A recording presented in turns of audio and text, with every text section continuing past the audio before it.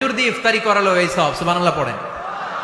দুই ভাই ইফতারি করতে বসছেন, আপনার প্লেট থেকে একটা পেঁয়াজু আপনার ভাইয়ের প্লেটে দিলেন, আপনার ভাই একটা খেজুর আপনার প্লেটে দিল, দুইজনের ইফতারি খাওয়ানোর সব হয়ে গেছে।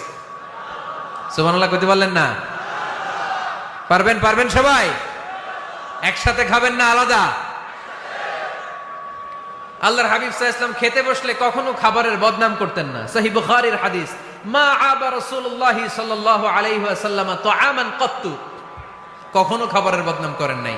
এই 63 বছরের জীবনে কখনো না, একবারও না। ইনিশতাহাহু আকালাহু, ভাল লাগলে খাইতেন, বেশি বেশি খাইতেন। ওয়া ইন কারিহাহু তারাকা, ভালো না লাগলে রেখে দিতেন, ওটার দিকে তাকাতেন না। কিন্তু কখনো বলেন নাই লবণ বেশি হয়েছে, কখনো বলেন নাই ঝাল বেশি হয়েছে, এগুলো বললেন না। বলবেন? মহিলা প্যান্ডেলের ভাবিরা খুব খুশি, এখন খুশি হয়ে গেছে। ভাবিদেরকে বলবো,